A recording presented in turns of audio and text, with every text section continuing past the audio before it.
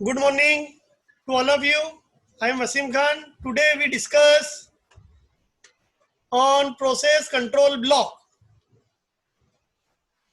Process control block क्या होता है? प्रोसेस कंट्रोल ब्लॉक को शॉर्टली हम पीसीबी भी कहते हैं। प्रोसेस कंट्रोल ब्लॉक को हम प्रोसेस डिस्क्रिप्टर भी कहते हैं। प्रोसेस कंट्रोल ब्लॉक को हम टास्क कंट्रोल ब्लॉक भी कहते हैं। यह एक ऐसा डेटा स्ट्रक्चर है जिसमें प्रोसेस के बारे में सारी इंफॉर्मेशन होती है। It is maintained by operating system. यह ऑपरेटिंग सिस्टम के द्वारा मेंटेन किया जाता है। हर प्रोसेस का अपना एक प्रोसेस कंट्रोल ब्लॉक होता है। Process control block is identified by an integer process ID, which we called PID, process identifier. Process control block को हम आइडेंटिफाई किसके द्वारा करते हैं? इंटीजर प्रोसेस आईडी के द्वारा, जिसको हम PID भी कहते हैं। प्रोसेस कंट्रोल ब्लॉक में हम पॉइंटर का यूज करते हैं। वो पॉइंटर क्या करता है? पॉइंटर जो रेडी क्यू होता है या लिंक लिस्ट का पॉइंटर मेंटेन किया जाता है। जिस प्रोसेस का हमने पीसीबी बनाया है वो किस चाइल्ड का है, किस पेरेंट प्रोसेस से लिंक्ड है, पॉइंटर उसे पॉइंट करता है। तो पॉइंटर के पास क्या होता है? एड्रेस होता है किसका? पेरेंट प्रोसेस या चाइल्ड प्रोसेस का, जिसको वो पॉइंट करेगा। तो पॉइंटर क्या करता है? चाइल्ड प्रोसेस या पेरेंट प्रोसेस को पॉइंट करता है। अब जो हमारा प्रोसेस कंट्रोल ब्लॉक होता है उसमें प्रोसेस स्टेट होती है, प्रोग्राम काउंटर होता है, सीपीयू रजिस्टर होता है, सीपीयू शेड्यूलिंग इंफॉर्मेशन होती है, मेमोरी मैनेजमेंट इंफॉर्मेशन होती है, अकाउंटिंग इंफॉर्मेशन होती है, इनपुट आउटपुट स्टेटस इंफॉर्मेशन होती है। तो सबसे पहले हम देखेंगे प्रोसेस स्टेट। तो प्रोसेस स्टेट में हम देखेंगे प्रोसेस किस स्टेट में है। प्रोसेस किस स्टेट में है? जैसे कि न्यू में है, रेडी में है, रनिंग में है, वेटिंग में है, कि टर्मिनेटेड स्टेट में है। इसके बाद जो हमारा आता है प्रोग्राम काउंटर। जैसा कि हमने पहले भी पढ़ा था कि प्रोग्राम काउंटर जो होता है स्टोर करके रखता है address of next instruction to be executed. तो प्रोग्राम काउंटर भी एक रजिस्टर होता है, एक स्टोरेज होता है जो नेक्स्ट इंस्ट्रक्शन के एड्रेस को स्टोर करके रखता है। इसके बाद सीपीयू रजिस्टर होता है। सीपीयू रजिस्टर में प्रोसेस के एग्जीक्यूशन के ड्यूरेशन में जो टेम्परेरी रिजल्ट होते हैं वो इंफॉर्मेशन रजिस्टर में मेंटेन होती है। Example, stack register, index register, general purpose register, ये सब सीपीयू के रजिस्टर होते हैं। स्टैक, इंडेक्स और जनरल पर्पस, ये जो होते हैं प्रोसेस के एग्जीक्यूशन के ड्यूरेशन में टेम्परेरी रिजल्ट स्टोर करके रखते हैं। इसके बाद जो नेक्स्ट हर प्रोसेस के साथ होती है सीपीयू शेड्यूलिंग इंफॉर्मेशन। कौन सी प्रोसेस को सीपीयू अलोकेट किया जाएगा। ये सीपीयू शेड्यूलिंग इंफॉर्मेशन के थ्रू हम बताते हैं।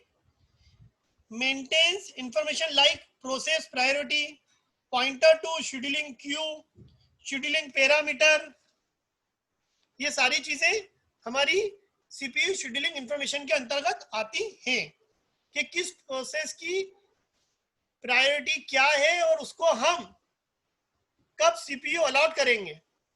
तो प्रायोरिटी के अकॉर्डिंग हम सीपीयू अलॉट करते हैं। तो ये इंफॉर्मेशन सीपीयू शेड्यूलिंग इंफॉर्मेशन में आएगी। नेक्स्ट है मेमोरी मैनेजमेंट इंफॉर्मेशन। इसमें हम मेमोरी की लिमिट की बात करते हैं। ऑपरेटिंग सिस्टम में कौन सा मेमोरी मैनेजमेंट यूज किया है, like paging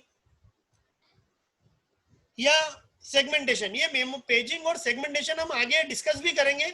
memory management technique होती है। तो मेमोरी मैनेजमेंट इंफॉर्मेशन में ऑपरेटिंग सिस्टम ने कौन सा मेमोरी मैनेजमेंट यूज किया है, जैसे कि पेजिंग यूज किया है, सेगमेंटेशन यूज किया है, डिमांड पेजिंग यूज किया है। ये हम पेजिंग और जो सेगमेंटेशन है आगे लेक्चर में डिस्कस करेंगे। नेक्स्ट है अकाउंटिंग इंफॉर्मेशन। अकाउंटिंग इंफॉर्मेशन में CPU time used, time limit, जैसे कि टाइम शेयरिंग सिस्टम में हम बात करते हैं टाइम लिमिट की,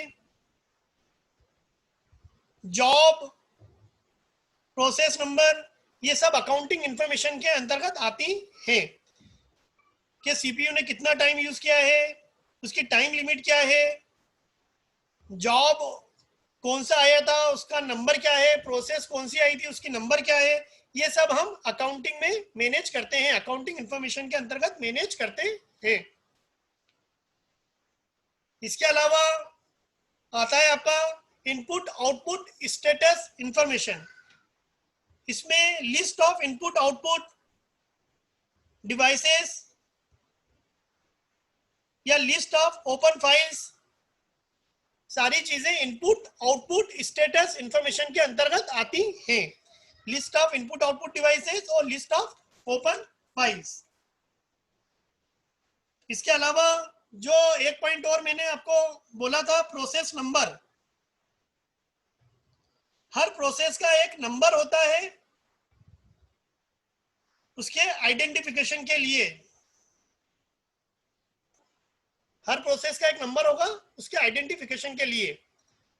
अब जब हम एग्जाम पॉइंट ऑफ व्यू की बात करते हैं तो जब भी एग्जाम में क्वेश्चन आता है तो हमें ये एक डायग्राम बनाना रहता है जो कि सिल्बर्ट गेल्विन का है। ये एक स्टैंडर्ड बुक है जिसको हम फॉलो करते हैं जनरली। तो जब भी प्रोसेस कंट्रोल ब्लॉक की बात आती है तो हमें ये डायग्राम बनाना रहता है। जैसा कि मैंने आपको बताया, प्रोसेस नंबर, हर प्रोसेस का एक नंबर होगा उसके आइडेंटिफिकेशन के लिए। तो ये डायग्राम हमें एग्जाम में बनाना रहता है। अब क्या होता है, CPU process to process switch करता है। तो कैसे स्विचिंग होती है वो, जैसे P0 प्रोसेस जो है एग्जीक्यूट हो रही है। अब जब एग्जीक्यूट होती है सीपीयू के द्वारा प्रोसेस, तो बीच में क्या हुआ, इंटरप्ट आया या सिस्टम कॉल आया, तो हम क्या करते हैं, सेव करते हैं स्टेट को प्रोसेस कंट्रोल ब्लॉक में। उतने समय हमारा सीपीयू क्या रहता है, आइडल रहता है। और रीलोड करते हैं हम क्या, प्रोसेस P1 को। तो इतना समय हमारा क्या हो गया, आइडल हो गया। अब क्या हुआ, जब प्रोसेस P1 एग्जीक्यूट होती है उस ड्यूरेशन में फिर इंटरप्ट आया या सिस्टम कॉल आया, तो हम क्या करेंगे, जो प्रोसेस P1 है उसको सेव करेंगे into PCB process control block 1 में, और फिर से हम रीलोड करेंगे किसको, हमारी प्रोसेस को, P0 को, और फिर वो एग्जीक्यूट होगी। तो ये आइडल समय किसका हो गया, P0 का, फुर्सत का समय। P0 इतनी देर फुर्सत में रही, P1 को कितनी देर फुर्सत में रहना पड़ा, इतनी देर। तो ये सीपीयू स्विच करता है फ्रॉम प्रोसेस टू प्रोसेस। तो उतनी देर हमारी प्रोसेस को फुर्सत में रहना पड़ता है। सेव करने में लगा समय जो है वो, और एक लोड करने में जो समय लगता है उतनी देर फुर्सत में रहेंगे हमारी प्रोसेसेस। अब हम नेक्स्ट लेक्चर में प्रोसेस शेड्यूलिंग क्यू के बारे में पढ़ेंगे, जिसमें हम job queue, ready queue, device Q और प्रोसेस माइग्रेशन के बारे में पढ़ेंगे। जॉब क्यू क्या होता है, मैं हल्का सा ओवरव्यू दूंगा कि set of all processes in the system, सारी प्रोसेस का सेट जो हमारे सिस्टम में होता है उसको हम जॉब क्यू में रखते हैं। Ready queue, set of all processes residing in the main memory, वो रेडी क्यू के बारे में बताता है, ready and waiting to execute. Device queue, set of processes waiting for an input output device, तो उसके लिए क्या होता है, डिवाइस क्यू। प्रोसेस से माइग्रेट करती है अमंग दी वेरियस क्यू। अब जो हमारी प्रोसेस रहेंगी या तो वो जॉब क्यू में जाएंगी या रेडी क्यू में जाएंगी या डिवाइस क्यू में जाएंगी। तो नेक्स्ट लेक्चर में हम प्रोसेस शेड्यूलिंग पढ़ेंगे, जिसमें हम शॉर्ट टर्म और लॉन्ग टर्म शेड्यूलिंग के बारे में पढ़ेंगे। तो आज का लेक्चर में यही क्लोज करता हूं। Thank you very much.